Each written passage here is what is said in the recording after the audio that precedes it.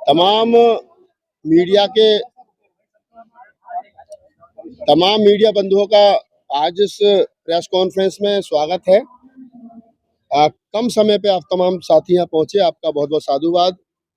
जिस उम्मीद के साथ में आप तमाम साथियों को यहाँ आमंत्रित किया गया है, मुझे आशा और विश्वास है कि लोकतंत्र में मीडिया का जो रोल है चौथे स्तंभ के रूप में, जो बात जिस भाषा में, जिस शैली में, जिस उद्देश्य की प्राप्ति के लिए यहाँ पर कही जाएगी, उस बात को उसी प्रकार आप अपने तमाम टीवी चैनल्स पर, पोर्टल पर, पत्रिकाओं में अंकित करेंगे, ऐसी हमें आशा आप लोगों से है। आज की ये जो प्रेस वार्ता है इसलिए महत्वपूर्ण है कि लोकतंत्र में जो लोगों के संवैधानिक अधिकार हैं और उनको उठाना, अपने संविधान की रक्षा के लिए, अपने अधिकारों की बात करने के लिए प्रोटेस्ट करना, ये हमारा संवैधानिक राइट्स है। पिछले दिनों उत्तर प्रदेश के गोरखपुर जिले में कमिश्नरी पर वहां के स्थानीय नेता आदरणीय श्रवण कुमार निराला और उनके साथी वहां के आम लोगों के, गरीबों के, मजदूरों के, दलितों के, पिछड़ों के, भूमिहीन लोगों के लिए जो पिछले काफी लंबे समय से वो एक आंदोलन चला रहे हैं, उस आंदोलन के उनका जो संगठन है अम्बेडकर जन मोर्चा, उसके बैनर तले 10 अक्टूबर को उन्होंने गोरखपुर की कमिश्नरी पर एक डेरा डालो नाम से एक उन्होंने आंदोलन कॉल किया था, ओपन कॉल की थी, जिसमें जो लोग भूमिहीन थे वो तमाम लोग, महिला पुरुष वहां पर पहुंचे। दिल्ली से और देश के कोने कोने से जो लोग एक्टिविस्ट हैं, पत्रकार हैं, जो लोग समाज का दुख दर्द समझते हैं, जो लोग संविधान में अपने फंडामेंटल राइट समझते हैं, वो लोग वहां पहुंचे थे। उनमें एज ए पत्रकार हम भी इन्वाइट थे, मनोज अंतानी, संतोष अम्बेश, रमेश गौतम, नीलम गौतम और तमाम वहाँ के लोकल मीडिया इन्वाइट था। एज ए एक्टिविस्ट के रूप में वक्ता के तौर पर हमारे साथ जो बैठी हैं दीदी निर्देश सिंह, इनके साथ एसआर दारापुरी साहब, पूर्व आईपीएस, प्रोफेसर सिद्धार्थ रामू और वहाँ के जो लोकल वक्ता थे, वो तमाम लोग वहाँ पर इन्वाइट किए गए थे। आंदोलन सुबह को 10-11 बजे शुरू हुआ और रात को लगभग 10 बजे तक चला। लोग शांतिपूर्ण तरीके से अपनी मांगों को लेकर के धरने पर बैठे थे। रात को 10:30 बजे के आसपास जो जिले के डीएम साहब हैं, एसएसपी साहब हैं, कमिश्नर साहब हैं और जिले के तमाम आला अधिकारी वहां पर पहुंचे और आंदोलनकारियों से उनका मांग पत्र लेकर के ये आश्वासन दिया गया कि आप लोगों की जो मांग है वो जायज है। हम भी चाहते हैं कि तमाम लोगों जो भूमिहीन है उनको जमीनें मिलनी चाहिए और हम प्रदेश के सूबे के जो मुखिया है आदित्यनाथ योगी साहब, हम उनसे बात करेंगे और कोशिश करेंगे कि आपकी मांगों को सरकार माने। लेकिन उसके बाद क्या बात हुई, क्या कारण हुआ कि उसके आधा घंटे के बाद जब आंदोलन समाप्ति की घोषणा कर दी गई, क्या कारण रहा कि स्थानीय पुलिस ने किस दबाव में, किस कारण, बिना किसी कारण बताए जो वहाँ के ऑर्गेनाइजर थे वो, प्लस जो पत्रकार थे वो, प्लस साथ ही साथ जो वक्ता थे जो दूर दराज से वहाँ पहुंचे थे, दिल्ली से और अन्य स्थानों से, उन तमाम लोगों को पुलिस ने गिरफ्तार करना शुरू किया। और अभी तक जो हमारे पास जानकारी है, जो पुलिस ने एफआईआर की है और जो उस पर आरोप लगाए हैं, उसमें आरोप लगाए गए हैं वो भी मैं आपको बताऊंगा। निर्देश हमारे साथ हैं, इनके नाम भी एफआईआर है और 10 से 15 लोग अज्ञात हैं। मैं निर्देश जी के साथ सिर्फ इसलिए यहाँ बैठा हूँ कि ताकि ये पता चल सके इस देश के अंदर कि संविधान को मानने वाले लोग और अपने हक हकूक की रक्षा करने वाले लोग, इस देश में अगर पुलिस के साथ गलत होगा तब भी हम उनके लिए लड़ेंगे, आम जनमानस के साथ गलत होगा तब भी हम उन लोगों के साथ लड़ेंगे। किसी के भी साथ गलत नहीं होना चाहिए, अपने सबके अधिकारों की रक्षा होनी चाहिए।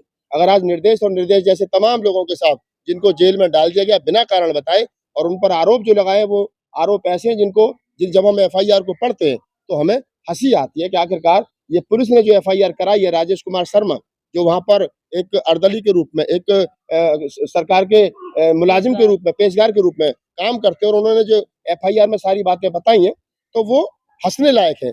उसमें कहते हैं कि सुबह को कमिश्नर साहब के जो पेशगार हैं राजेश कुमार शर्मा, वो कहते हैं, एफआईआर मेरे हाथ में है, वो कहते हैं कि सुबह को 10 से 12-13 लोग जिनको वो जानते हैं, 13 लोग वहां पहुंचे। उन्होंने जबरदस्ती कमिश्नरी में घुस करके वहां पर टेंट लगाना शुरू किया। जब मैंने उनसे मना किया तो उन्होंने मेरे साथ धक्का मुक्की की, मारपीट की। मेरे कार्यालय में घुस करके उन्होंने बिजली चोरी करके अपने माइक चलाने शुरू किए, पौधे और फूल तोड़ दिए, गमले तोड़ दिए, सरकारी जो दस्तावेज थे वो फाड़ दिए गए। और जिसके चलते बाद में ये घटना 10 तारीख की सुबह 11 बजे की है जो वो अपने उसमें कह रहे हैं। और 10 से 15 लोग अज्ञात थे। 13 लोग ऐसे थे जिनको कमिश्नर साहब के जो पेशकार है राजेश कुमार शर्मा जी वो जानते हैं। मजे की बात है निकल करके ये आती है कि दीदी निर्देश, देव कुमार, मनोज अंतानी, संतोष अम्बेश, रमेश गौतम, एसआर दारापुरी साहब, रामू जी, ये तमाम वो लोग हैं जो दिल्ली से 800 900 किलोमीटर दूर रहते हैं और शायद पहली बार गोरखपुर उनका जाना हुआ था। तो ये सवाल यहाँ खड़ा होता है कि राजेश कुमार शर्मा जी किन तथ्यों के आधार पर इनको नाम से और शक्ल से जानते थे। तो ये लगता है पुलिस प्रशासन ने ये एफआईआर किसी दबाव में की है, क्योंकि शांतिपूर्वक तरीके से आंदोलन जो है वो रात को 8 बजे 10 बजे खत्म हो गया था एसडीएम और डीएम साहब और तमाम आला अधिकारियों के देख रेख में। उसके बाद में किस आधार पर उन लोगों को गिरफ्तार किया गया, हमारे साथ निर्देश हैं वो बताएंगे आपको। निर्देश जी बताओ थोड़ा सा पत्रकारों को क्या हुआ था, क्योंकि आप वहाँ थे।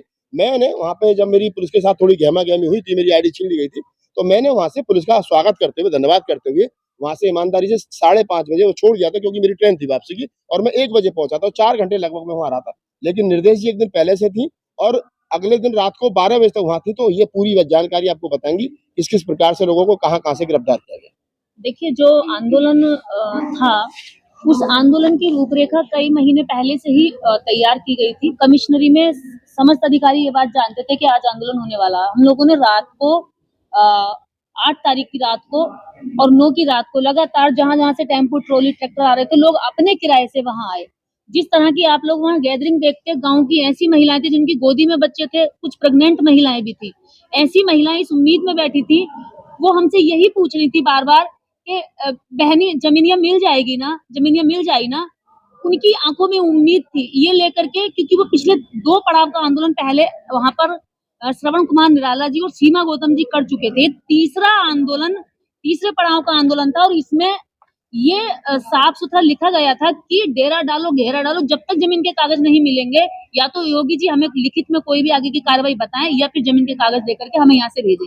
जब इस बात पर लगातार पिछले कई महीनों से तैयारी हो रही है, पिछले लगभग 1 साल से तैयारी हो रही है, तो क्या प्रशासन को उसी दिन पता चला कि ऐसा आंदोलन होने जा रहा है?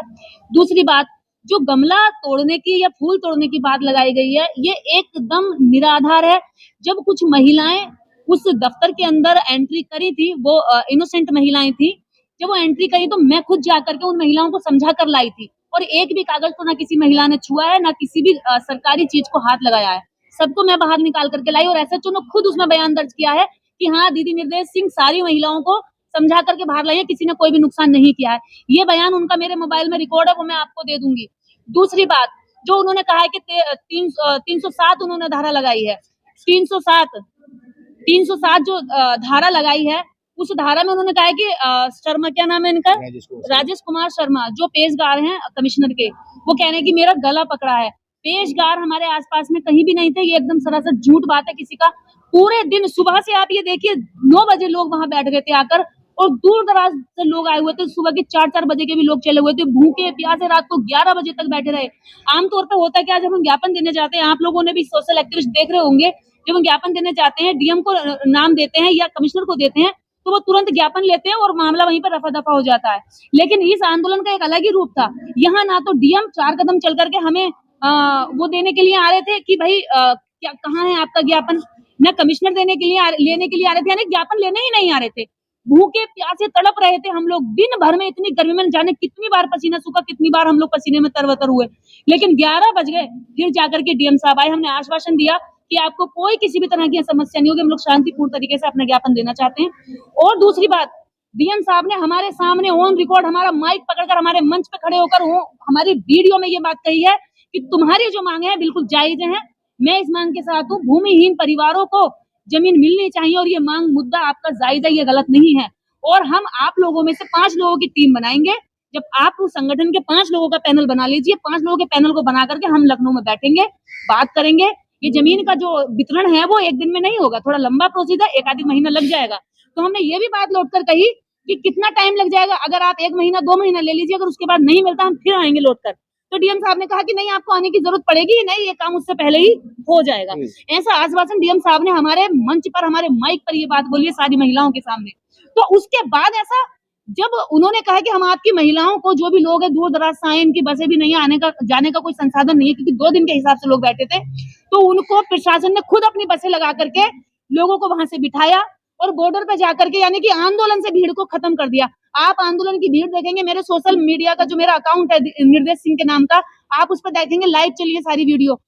आप 40 से 50 हजार महिलाएं, मैंने ऐसा आंदोलन जमीन का पहली बार देखा जो इतनी शिद्दत और जुनून के साथ गांव की बेकार ऐसी बेचारी महिलाएं बैठी थी जिनके पेट में रोटी नहीं थी और जिनके पूरे दिन भर में वो कितना कमाती होंगी, वो भी अपनी कमाई धमाई छोड़कर वहां लोग बैठे हुए थे। ऐसी स्थिति में भी डीएम को और कमिश्नर को दया नहीं आई और ज्ञापन लेने नहीं। हम बार बार यही चिल्ला रहे थे कि आप आइए हमारा ज्ञापन लेने, हमारी बात तो सुनिए। उसके बाद 11 बजे के बाद जब उन्होंने सारी भीड़ को अपनी गाड़ियों से बसों से भर के वहां से ढीला कर दिया और जब हम कम लोग बचे तो हमारी गिरफ्तारियां शुरू कर दी। पहली गाड़ी मेरे पीछे लगी, जब मैं वहां से आंदोलन से जा रही थी तो मेरे पीछे गाड़ी लगा दी गई। गाड़ी मैंने पहचान ली, मैं वापस फिर आंदोलन में आ गई। आंदोलन में भीड़ में कैसे कैसे करके मैं निकली, किस रास्ते से निकली। रात को फिर 2 बजे मुझे पुलिस ने वहां पकड़ लिया जहां मैं पहुंची थी। मैं वहां से मैं डेंगू से पीड़ित थी, इतना बुखार था मुझे, 103 बुखार में मैं किस तरह छतों से कूदी, खेतों पर कैसे नाले कूदे, कहाँ भूखी पड़ी रही। इस कदर मैं आज 5वें दिन में आज दिल्ली पहुंची हूँ। कैसे कैसे मैं ही जानती हूँ मैं किस हालात में पहुंची हूँ कि मेरे हाथ पैर कांप रहे थे लेकिन मैं फिर भी चल रही थी, ये सोच करके कि मेरे लोग अंदर हैं। अभी तक 18 लोगों की गिरफ्तारी हो चुकी है, कल शाम तक की ये खबर है। और आज का हमें पता नहीं कि आज क्या हुआ है वहां पे, आज हमारे पास कोई अपडेट नहीं है।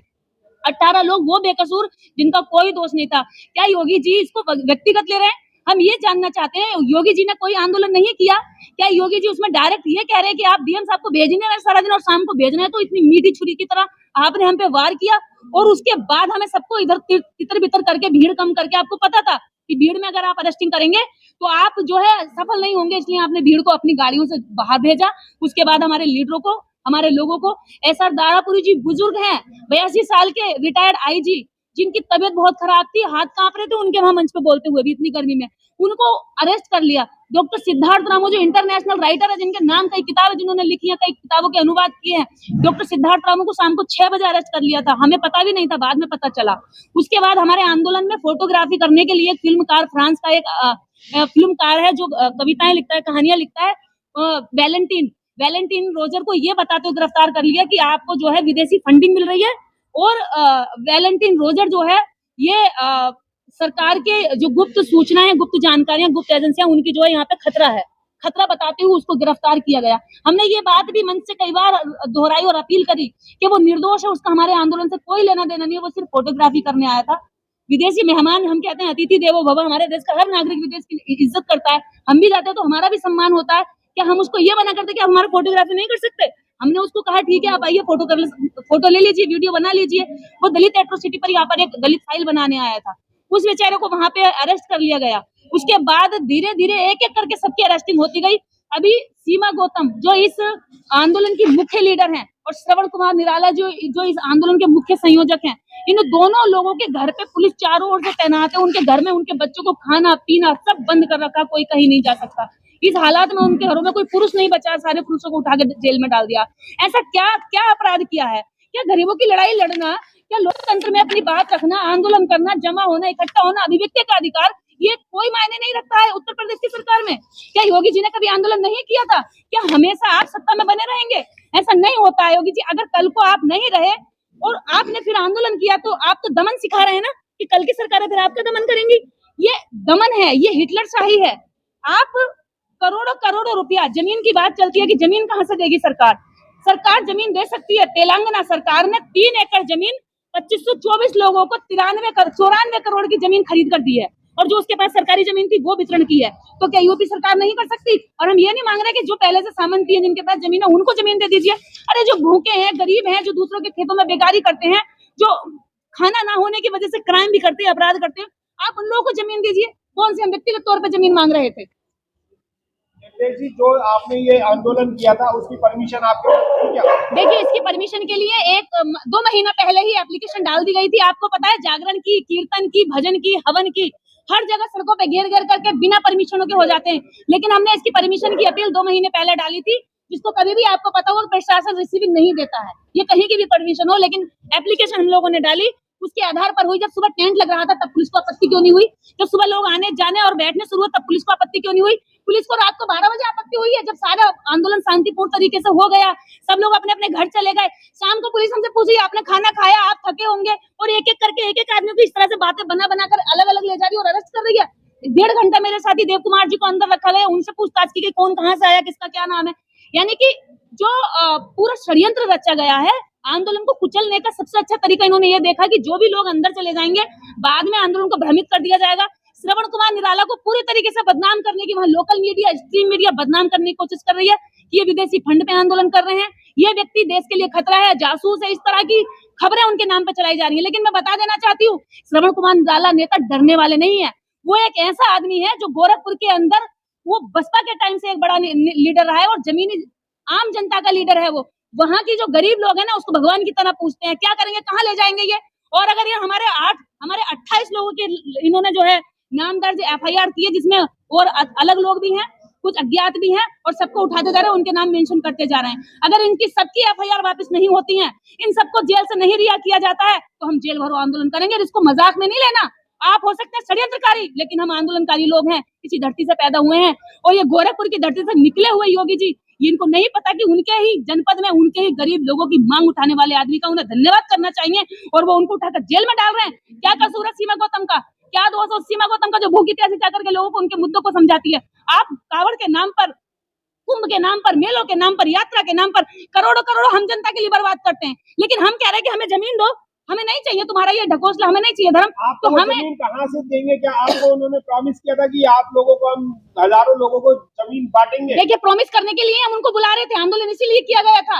लोकतंत्र की यही खूबसूरती कि हम अपनी बात रखने के लिए, अगर योगी आदित्यनाथ जी की सरकार का, हमारे यूपी सरकार का ध्यान इस तरफ नहीं गया है कि क्राइम की एक सबसे बड़ी वजह ये भी है कि लोगों का खेतों में मर्डर हो जाता है, सोच करने जाती बेटियों में रेप हो जाता है, तो हम उनको ध्यान आकर्षित कर रहे हैं कि जमीन न होने की वजह से इतने सारे लोग हर दिन पीड़ित होते हैं, हर दिन बेगारी करते हैं, शामन की उन पर डंडे के दम पर चोट अपराध करते हैं। तो हम उनको बता रहे हैं कि ये सब हो सकता है, और इसका देखिए समस्याएं होती हैं, और सोल्यूशन जो है मुखिया को, घर के मुखिया को निकालने का काम होता है। हम समस्याएं बता रहे हैं, हमारा फर्ज है सामाजिक होने के नाते, और उसका सोल्यूशन है, ऐसा नहीं है। पहला एग्जाम्पल सेट तेलंगाना सरकार कर चुकी है, और भारत सरकार के पास इतनी जमीन है कि प्रत्येक भूमिहीन परिवार को अगर 4 एकड़ जमीन बांटी जाएगी तब भी सरकार के पास जमीन बचेगी। तो उस जमीन का करना क्या है, तुम क्या करना चाहते हो? बाबा साहब भी कहते थे कि बंजर भूमि जितनी भी देश के अंदर पड़ी हुई है खाली, इनको दलितों में, भूमिहीनों में बांट देना चाहिए, ताकि ये इसको उपजाऊ कर सके। इसमें खेती पनपेगी तो सरकार को रेवेन्यू बढ़ेगा, और क्राइम जो है वो भी कम होगा, जो अपराध, वो जो आपस में मारा मारी, रोटी की छीनाछानी, ये भी कम होगी। तो इसमें बुरा क्या है? हम तो चाहते हैं कि अपराध मुक्त हो। और योगी जी खुद कहते हैं कि गुंडे मैंने जेलों में डाल दिए, लेकिन हमारे साथ तो पुलिस ने गुंडागर्दी कर दी। हमारे साथ तो खुद योगी जी ने एक मतलब ऐसा व्यवहार कर रहा है जैसे कि हमारे साथ तो बाहर के गुंडे भी नहीं करते ऐसा व्यवहार। तो जिस तरह से पुलिस प्रशासन माइक पर, स्टेज पर आकर माइक, जिस तरह आपने कहा कि माइक लेकर कहा कि आप बिल्कुल बात बिल्कुल समर्थन हम करते हैं, तो जिस तरह से पहले दिखाया गया कि हाँ हम आपकी बातों से वाकिफ करते हैं, वही षड्यंत्र था। उसके बाद जिस तरह से तमाम पत्रकार और आप जैसे जितने भी सोशल एक्टिविस्ट आए थे, तो आप लोगों ने इस तरह का व्यवहार किया गया, क्या ये साजिश थी?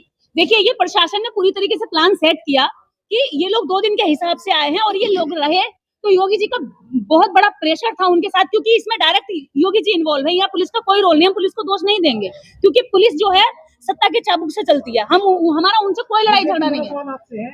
आप हजारों की संख्या में गए थे गोरखपुर कमिश्नरी में, क्या कोई स्कीम है जमीन बांटने वाली? जो बिल्कुल है। कौन सी स्कीम है? पत्रकार महोदय, देखिए ऐसी स्कीमें सरकार बनाएगी, ये मेरे हाथ में नहीं है कि मैं स्कीम, देखिए ऐसी स्कीमें सरकार बनाती है। समस्याएं जब, ऐसा तो पहले भी नहीं था कि देश के अंदर जो है यहाँ पर जनधन योजना लाई गई, आधार योजना लाई गई, कितनी सारी योजनाएं लाई गई हैं। क्या देश के अंदर जमीन वितरण योजना नहीं आ सकती? क्या योगी सरकार? आपका जो सवाल है कि क्या सरकार के पास किस प्रकार की स्कीम है, तो इसका जवाब ये है कि इससे पूर्व में, चाहे वो इंदिरा गांधी की गवर्नमेंट रही हो, चाहे मायावती की सरकार उत्तर प्रदेश में रही हो, उन्होंने भूमिहीन लोगों को जमीनें बांटी हैं। लोगों को 10-10, 15-15 बीघे के पट्टे मिले हैं, और जिन लोगों के पास जमीन नहीं थी आज वो 10-10, 15-15 बीघे के किसान हैं। तो ऐसा नहीं है कि ये कोई पहली बार डिमांड की जा रही है। सरकार भूमिहीन लोगों को जमीन दे करके उनको जमीन को, जो बंजर भूमि है उसको उपजाऊ बनाती है, लोगों को रोजगार मिलता है, लोगों को रोटी मिलती है। सरकार जो 5 किलो अनाज लोगों को दे करके अपना पीछा छुड़ा रही है। आज जो अम्बेडकर जन मोर्चा संगठन गोरखपुर में श्रवण कुमार निराला जी के नेतृत्व में काम कर रहा है, उसका मांग यही है कि आप लोगों को 5 किलो अनाज मत दीजिए, आप लोगों को 1 एकड़ जमीन दीजिए। उस जमीन को वो उपजाऊ बनाएंगे, मेहनत करेंगे, दूसरे के खेतों में जाकर के उनकी बहन बेटियों का बलात्कार होता है, उससे वो बचेंगे, उनका शोषण होगा, शोषण मुक्त समाज बनेगा, और लोग आत्मनिर्भर बनेंगे। सरकार आत्मनिर्भर बनाने की बात कर रही है ना, तो आत्मनिर्भर बनेगी कैसे भाई? ना सरकार के पास ना रोजगार है, ना नौकरी है, ना कुछ है, तो आप 5 किलो अनाज मत दीजिए। जो आपके पास सरकारी जमीन पड़ी है, जो बंजर जमीन है, उसको गरीबों में, भूमिहीनों में बांट दीजिए, तो लोग आत्मनिर्भर बन जाएंगे। सरकार, माननीय प्रधानमंत्री का जो कहना है, वो उस पर सरकार जो उसको साकार करेगी सरकार। राहुल जी, जो लोगों को गिरफ्तार किया है, पत्रकार कितने हैं? क्या कोई बड़ी मीडिया का भी है? अभी जो हमारे पास जानकारी है कि जो लोग पत्रकार है, जो यूट्यूबर वहाँ गिरफ्तार किए गए हैं, उसमें समतावास टीवी के मनोज अंतानी है, आवाज भारत से संतोष कुमार अम्बेस हैं, पब्लिक दस्तक से रमेश भारती हैं, और एनवी न्यूज जो है चैनल जो है उसकी नीलम बौद्ध और उनके हस्बैंड जो उनके साथ कैमरामैन का काम करते हैं, जयभीम प्रकाश जी, ये लोग मीडिया से हैं। बाकी तमाम लोग जो है, चाहे एसआर दारापुरी साहब हैं, चाहे प्रोफेसर सिद्धार्थ रामू हैं, चाहे कुछ लोकल नेता हैं वहाँ के, ये तमाम लोग अभी तक, जैसा निर्देश जी ने बताया, कल शाम तक की जो जानकारी है और आज सुबह तक की जानकारी, लगभग 18 लोग अभी तक पुलिस की गिरफ्त में हैं। राहुल जी, ये सुनने को भी मिल रहा है, आप पे आरोप लगे हैं कि आपको विदेश से फंडिंग आ रही है। देखिए, ये कोई पुलिस का पहली बार कहना नहीं है। आंदोलन ये वाला हो, आंदोलन इसके बाद में और भी होंगे, आंदोलन इससे पूर्व में भी हुए। जितने आंदोलन सरकार से मानवता की, इंसानियत की और इस देश में अपने अधिकारों को बनाए रखने के लिए किए जाते हैं, सरकार उस पर यही आरोप लगाती है। और ये आज से नहीं, आप 50 साल पुराना कोई आंदोलन उठा करके देख लीजिए, उनको कहते हैं इनको तो चाइना से आंदोलन होती है। अगर इस देश का गरीब, मजदूर, शोषित, पीड़ित आंदोलन करे तो सरकार उसको कहीं ना कहीं माओवादी और नक्सली बताने का काम करती है। दलित करे तो उसको भी कहीं ना कहीं माओवादी और नक्सली बनाने का काम करती है। मुसलमान करे तो उसको पाकिस्तानी बताने का काम करती है। ये सिख करे और क्या नाम दूसरा करे तो उसको खालिस्तानी बताने का काम करती है। और अगर और बहुत सारे लोग हैं जिनको क्या नाम है, अब तो अर्बन नक्सल और अर्बन नक्सलवाद से और दूसरा बहुत सारे नामों से करती है। ऐसा नहीं है। इस देश का जो 85% 88% समाज है, जो SC ST OBC गरीब मजदूर शोषित पीड़ित समाज है, जो भूमिहीन समाज है, वो अपनी मांगों को लेकर के 100 साल पहले भी रोड पर था और आज भी रोड पर है। और ये देखिए, मैं ये नहीं कह रहा हूँ, हमारे ही पुरखे ने कहा था कि जब सड़कें वीरान हो जाती है तो संसद जो है वो आवारा हो जाती है। हमारे जैसे लोगों का काम, पत्रकारों का, एक्टिविस्टों का ये काम है कि हम संसद को आवारा होने से रोकें, और अगर संसद आवारा हो गई तो यही होगा। लिहाजा इस देश के तमाम मजदूरों को, गरीबों को, पीड़ितों को एक मंच पर आकर के इस बात को बुलंद करना चाहिए, अपने अधिकारों को रखना चाहिए और सरकार को आवारा होने से रोकना चाहिए। पत्रकारों पे आरोप लगे, तो सरकार आधार कार्ड चेक करे, उनके पिताजी का डेट ऑफ बर्थ चेक करे। मनोज अंतानी जी के पिताजी दिल्ली गवर्नमेंट में अफसर थे, वो मेरठ के रहने वाले हैं। संतोष अम्बेस के पिताजी रेलवे में अफसर थे। तो ऐसा नहीं है कि ये लोग चाइना से इम्पोर्ट हुए, ये सब यहीं के रहने वाले। अब सरकार किस दबाव में इस तरीके की भाषा का इस्तेमाल कर रही है, वो क्यों कर रही है? मेरे फादर डॉक्टर थे, बुलंदशहर में जन्म हुआ, मेरे दादाजी सिलाई का काम करते थे फौज, तो सब लोग यहीं के, बाहर से कोई नहीं है। सवाल आपसे है, आप जो है समाज की लड़ाई लड़ रहे हैं भूमि लोगों की, आपके साथ में कितने लोग संगठन है जो समर्थन कर रहे हैं? 24 लाख संगठन बताए जाते हैं दलितों के। इस देश के अंदर बाबा साहब डॉक्टर अम्बेडकर के नाम से चलने वाले संगठनों की संख्या 24 लाख हो या 24 करोड़ हो, मैं उसमें नहीं जाना चाहता। मैं एक बात जानता हूँ, क्या जो इस देश के गरीबों का, शोषितों का, पीड़ितों का, मजदूरों का दर्द समझता है, जो संविधान में अपने राइट समझता है, जो संविधान की बात और लोकतंत्र की बात करता है, वो देश के किसी भी कोने पर रहता हो, वो हमारा साथी है। हम उसके साथ हैं और वो हमारे साथ है। आपके साथी जो है वो कई सारे जेल में बंद हैं, उनको रिहा कराने के लिए आप क्या हमने वहाँ पर, हमारे जो साथी लोग हैं उन्होंने वहाँ पर टीम बनाई है। SR दारापुरी साहब जो पूर्व कमिश्नर है और जो वहाँ के लोकल नेता हैं, उनके वकील हैं, हमारे वहाँ वकील रविकांत जी हैं, उनके नेतृत्व में बेहतरीन टीम वहाँ पर काम कर रही है। एप्लीकेशन मूव की गई थी तो उसमें सुनवाई करने से अभी लोअर कोर्ट में लगाई थी तो रिजेक्ट कर दिया, सेशन कोर्ट में लगाई थी, तो अभी 20 तारीख को ओपन सुनवाई ओपन कोर्ट में होगी। पुलिस भी अपना पक्ष रखेगी, हमारे वकील भी अपना पक्ष रखेंगे, और हम तो कह रहे हैं दूध का दूध पानी का पानी होना चाहिए। अगर पुलिस को लगता है, सरकार को छोड़िए, अगर जुडिशरी को लगता है कि हमने गलती की है गरीबों की आवाज उठाकर, तो ठीक है, इसके लिए जो भी सजा मिलेगी वो देखेंगे संविधान के दायरे में। और अगर जुडिशरी को लगता है, न्यायपालिका को लगता है कि नहीं हम लोग ठीक थे, तो ठीक है, हमको बाइज्जत बरी किया जाएगा और हमें देश की न्यायपालिका पे पूरी उम्मीद है। बिल्कुल। और दूसरी बात यह है कि वहाँ की जो लोकल मीडिया है, जो स्ट्रीम मीडिया है, वो वहाँ कोशिश कर रही है ये दिखाने की कि निराला राजनीति में अपना भाग्य आजमाने की कोशिश कर रहा है इस तरह के आंदोलन से। तो हम ये जानना चाहते हैं कि क्या ये जो स्ट्रीम मीडिया है, दैनिक जागरण, दैनिक भास्कर, क्या इनका राजनीति पे कॉपीराइट है कि कोई दलित राजनीति नहीं कर सकता? दलित अपनी बात रखेगा तो राजनीति कह के बदनाम कर दिया जाएगा, यानी कि हम अपनी बात बोलेंगे तो नेतागिरी हो जाएगी, वो हम पर अत्याचार करेंगे तो बहुत बड़ा न्याय हो जाएगा, बहुत बड़ा मतलब देखिए, ये मीडिया का सेटअप, इस देश के अंदर पत्रकारिता करते करे राज्यसभा चला जाए, जुडिशरी के लोग जुडिशरी में रहते हुए राज्यसभा चले जाएं, कोई आपत्ति नहीं है। लेकिन एक आदमी, आम आदमी की आवाज उठाता हुआ अगर राजनीति में चला जाए तो अपराध मानते हैं। ये नहीं है, हर आदमी की अपनी सोच है, हर आदमी के अपने राइट्स है, उसके साथ काम करें। तमाम साथी जो लोग यहाँ आए, मैं सबका धन्यवाद करता हूँ। आपका बहुत बहुत धन्यवाद, आपने इस गोरखपुर मामले को पूरी पुरजोर तरीके से हमें यहाँ समर्थन दिया। आपका धन्यवाद तमाम साथियों। जितने भी लोग हमें सुन रहे हैं, देख रहे हैं, वो प्लीज आवाज उठाएं, क्योंकि श्रवण कुमार निराला और सीमा गौतम, वो दोनों का परिवार वहां पे बहुत ज्यादा दर्द में है। और जब 1 एकड़ जमीन की मांग श्रवण कुमार निराला जी और सीमा गौतम कर रहे हैं, तो वो केवल अपने परिवार के लिए नहीं कर रहे हैं, उत्तर प्रदेश की समस्त जनता के लिए, उस जनता के लिए जिसके पास भूमि नहीं है। और मुझे लगता है इस देश का जो दलित है, जो अल्पसंख्यक है, जो अति पिछड़ा है, उनके पास जमीनें नहीं है। तो ये सबकी आवाज है, आप सब इसको आगे पहुंचाइए, हमारी हेल्प करिए। इस समय हम लोग तकलीफ में, कुछ पता नहीं है कि मेरी गिरफ्तारी कब हो जाए, राहुल नागपाल जी की भी कब हो जाएगी, हमें कुछ भी नहीं पता है। हो सकता है इसके बाद तुरंत हम पुलिस अलर्ट होकर के हम लोगों तक पहुंच जाए। हम यहाँ तक कैसे पहुंचे ये हम लोग ही जानते हैं, और अभी तक हम सुरक्षित हैं। इसके पीछे भी हम लोगों की सूझबूझ और हमारे बहुत सारे लोगों का सहयोग है, जो हम यहाँ तक अभी सुरक्षित हैं। तो आप लोगों से मेरी हाथ जोड़ के अपील है कि ये समाज की लड़ाई है, ये आप लोगों की लड़ाई है, भूमिहीनों की लड़ाई है, गरीबों की लड़ाई है। इस लड़ाई को मजबूत करिए। श्रवण कुमार निराला और सीमा गौतम को बचाने के लिए हमारा साथ दीजिए। हमारे लोग जेल में, हम रात को सो नहीं पा रहे हैं, पता नहीं उनके साथ कैसा व्यवहार किया जा रहा है, क्या हो रहा है, कैसे कर रहे हैं, कुछ हमें नहीं पता दिया जा रहा है। क्योंकि पहले दिन भी रिजेक्ट कर दी थी हमारी अपील, और अभी हमें 20 का भी कुछ भरोसा नहीं है कि हमारे साथ क्या होगा। तो मेरी आप लोगों से हाथ जोड़कर अपील है कि इस आंदोलन को सपोर्ट करिए, इन लोगों को बचाने के लिए हमारी हेल्प करिए। जय हिंद। धन्यवाद।